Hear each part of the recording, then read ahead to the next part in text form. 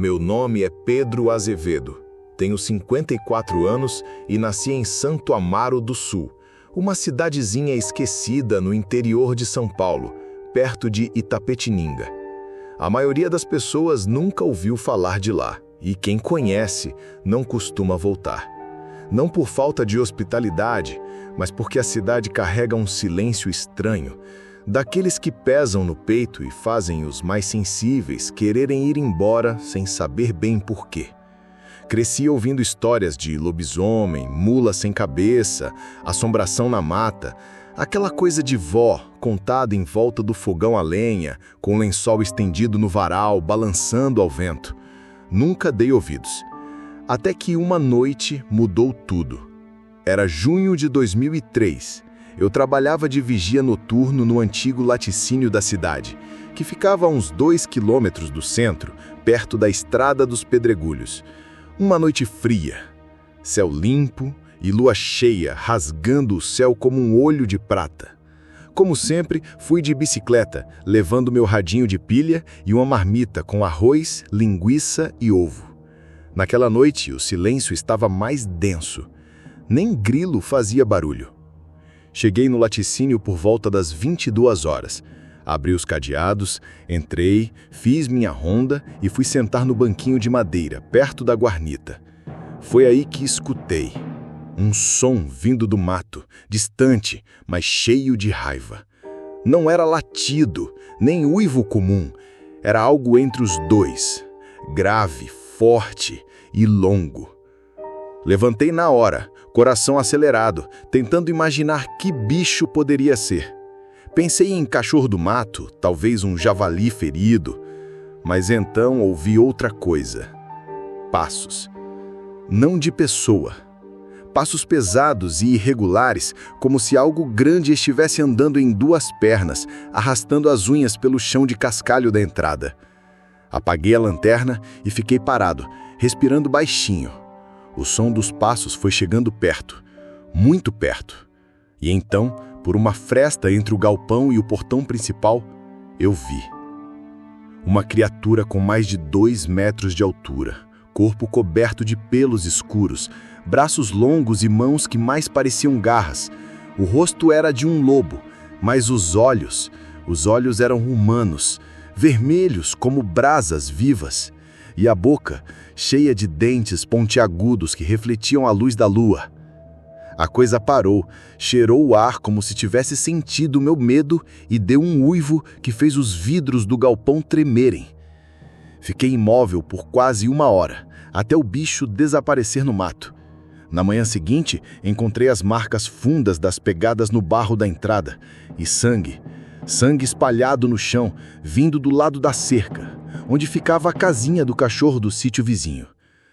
Nunca mais fui o mesmo desde aquela noite. Depois daquela noite, tentei seguir a vida como se nada tivesse acontecido. Voltei ao trabalho, não contei nada para ninguém, nem para minha mulher. Mas o corpo não mente. Dormia mal, com o som daquele uivo me acordando no meio da madrugada. Comecei a perder peso. Tinha calafrios toda vez que a lua começava a crescer no céu. 2 semanas depois, fui visitar meu avô, o velho Mariano, que morava numa casinha de barro no alto do Morro do Cruzeiro, afastado da cidade. Ele já tinha mais de 90 anos, mas a cabeça ainda era firme. Sempre foi um homem fechado, meio místico, daqueles que falam pouco e enxergam demais. Quando cheguei lá, ele me olhou nos olhos e disse, sem abrir a boca: "Você viu, né?" Eu travei. Não precisei responder. Ele sabia. "Eu avisei teu pai. E antes dele, meu pai avisou o dele. Tem coisa que não morre, Pedrinho. Só muda de pele. O bicho tá solto de novo. E se apareceu pra você, é porque tá marcando o lugar onde vai voltar a matar." Sentei na cadeira de palha dele, ainda sem entender direito. O vô pegou um cigarro de palha, acendeu com calma e começou a contar. Disse que em 1919, quando era só um moleque, a vila de Santo Amaro do Sul foi assolada por uma série de mortes estranhas, gado dilacerado, Gente desaparecendo na beira da mata, trilhas de sangue levando para o meio do mato e nunca voltando. A cidade entrou em pânico. Um padre recém-chegado, Frei Inácio, foi quem disse que era um filho da maldição, um lobisomem. Mas não era um homem comum amaldiçoado. Era um herdeiro antigo de uma linhagem obscura. Um tipo de entidade que dormia por décadas até ser acordada por derramamento de sangue inocente. Segundo o vô, em 1920, um grupo de homens, com a ajuda do padre, conseguiu selar a criatura usando um ritual antigo, feito num casarão de pedra que ficava na beira do rio do Mato Seco. O local foi interditado e esquecido, mas o selo não era eterno. O que segura o bicho é o esquecimento, Pedrinho. Quando a cidade começa a esquecer do que é, das histórias antigas, das promessas e dos pactos, o bicho acorda. Ele sente o cheiro da ignorância. A parte mais difícil de ouvir veio no fim da conversa.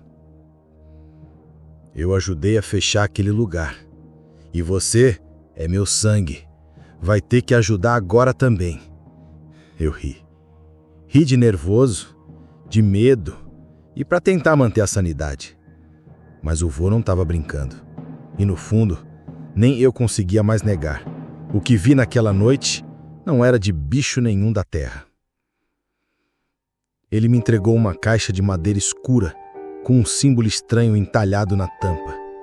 Disse para não abrir até o dia certo. Disse que eu ia saber quando.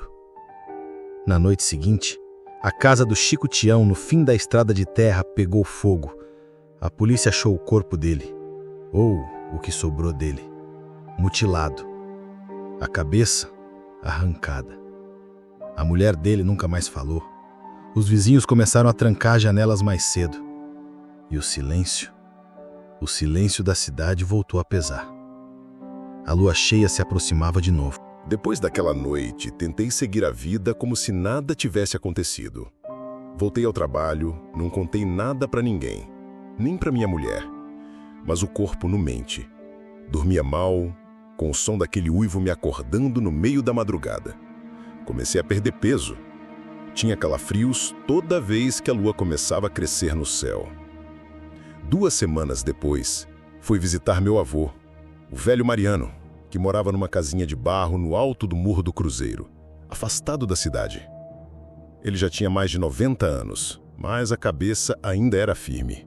Sempre foi um homem fechado, meio místico, daqueles que falam pouco e enxergam demais. Quando cheguei lá, ele me olhou nos olhos e disse, sem eu abrir a boca: "Você viu, né?" Eu travei. Não precisei responder. Ele sabia. Eu avisei teu pai, e antes dele, meu pai avisou dele. Tem coisa que não morre, Pedrinho, só muda de pele. O bicho tá solto de novo. E se apareceu para você, é porque tá marcando o lugar onde vai voltar a matar. Sentei na cadeira de palha dele, ainda sem entender direito. O vô pegou um cigarro de palha, acendeu com calma e começou a contar. Disse que em 1919, quando era só um moleque, a vila de Santo Amaro do Sul foi assolada por uma série de mortes estranhas. Gado dilacerado, gente desaparecendo na beira da mata, trilhas de sangue levando para o meio do mato e nunca voltando. A cidade entrou em pânico. Um padre recém-chegado, Frei Inácio, foi quem disse que era um filho da maldição, um lobisomem. Mas não era um homem comum amaldiçoado. Era um herdeiro antigo de uma linhagem obscura. Um tipo de entidade que dormia por décadas, até ser acordada por derramamento de sangue inocente. Segundo o vô, em 1920, um grupo de homens, com a ajuda do padre, conseguiu selar a criatura usando um ritual antigo, feito num casarão de pedra que ficava na beira do rio do Mato Seco. O local foi interditado e esquecido, mas o selo não era eterno. O que segura o bicho é o esquecimento, Pedrinho. Quando a cidade começa a esquecer do que é, das histórias antigas, das promessas e dos pactos, o bicho acorda. Ele sente o cheiro da ignorância. A parte mais difícil de ouvir veio no fim da conversa. Eu ajudei a fechar aquele lugar. E você é meu sangue. Vai ter que ajudar agora também. Eu ri. Ri de nervoso, de medo e para tentar manter a sanidade. Mas o vô não estava brincando. E no fundo, nem eu conseguia mais negar. O que vi naquela noite não era de bicho nenhum da terra. Ele me entregou uma caixa de madeira escura, com um símbolo estranho entalhado na tampa. Disse para não abrir até o dia certo. Disse que eu ia saber quando. Na noite seguinte, a casa do Chico Tião, no fim da estrada de terra, pegou fogo. A polícia achou o corpo dele. Ou o que sobrou dele. Mutilado. A cabeça arrancada. A mulher dele nunca mais falou. Os vizinhos começaram a trancar as janelas mais cedo. E o silêncio da cidade voltou a pesar. A lua cheia se aproximava de novo.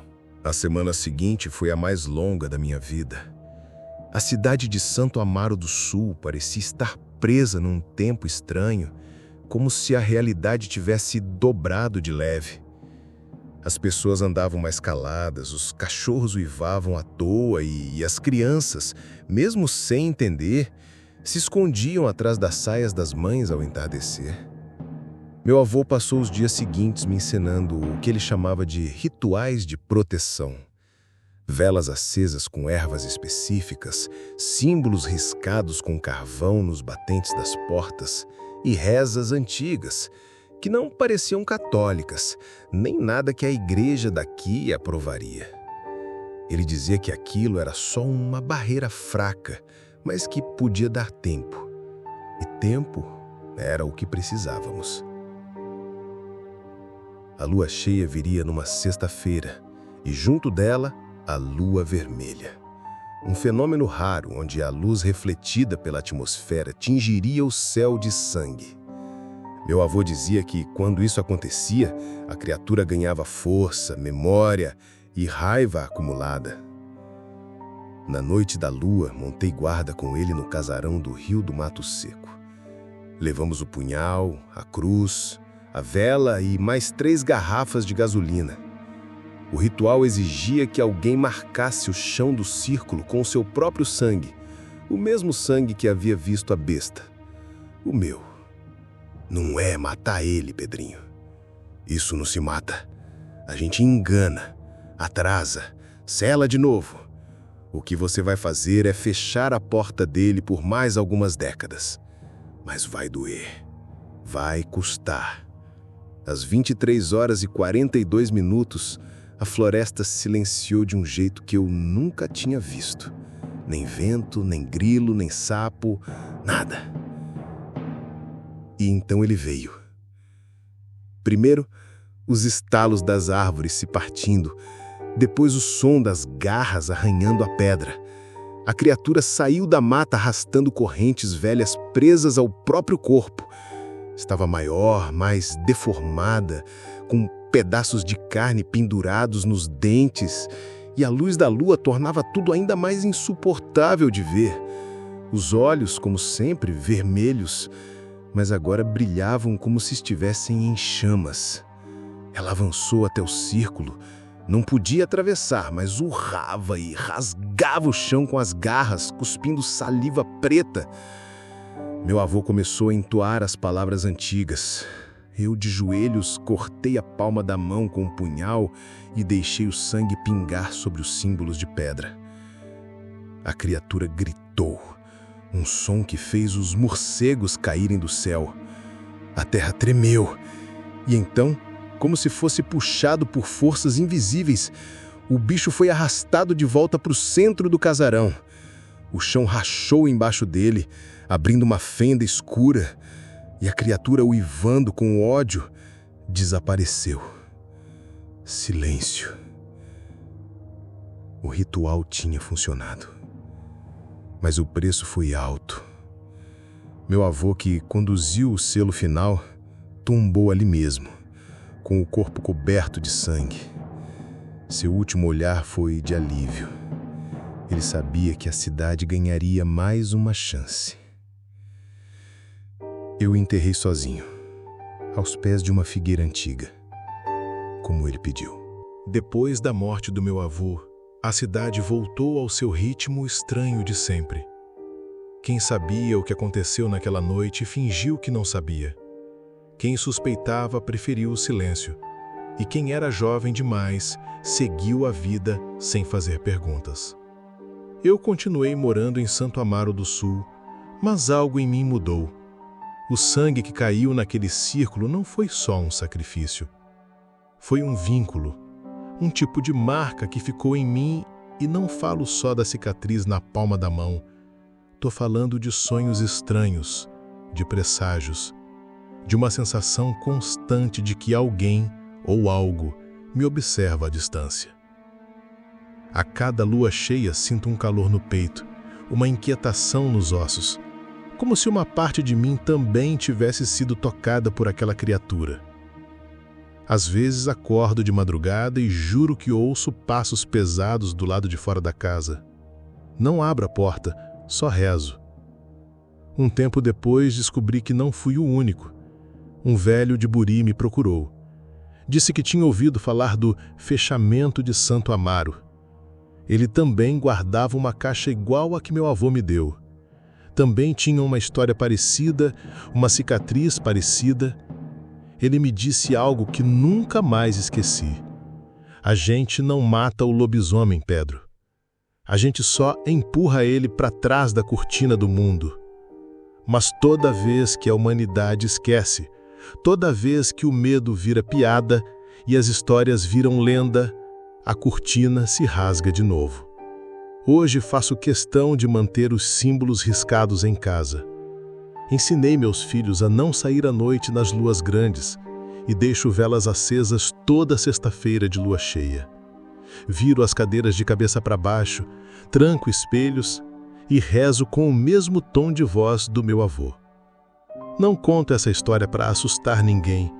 Conto porque sei que em algum lugar aí fora, alguém está começando a ouvir o primeiro uivo. E talvez, como eu, um dia, ache que é só vento ou bicho do mato. Mas se um dia você olhar no escuro e enxergar 2 olhos vermelhos brilhando na beira da estrada, não pare. Não olhe de volta, porque quando ele volta, não quer só carne, ele quer memória, ele quer que lembrem dele. E agora, ele sabe o seu cheiro.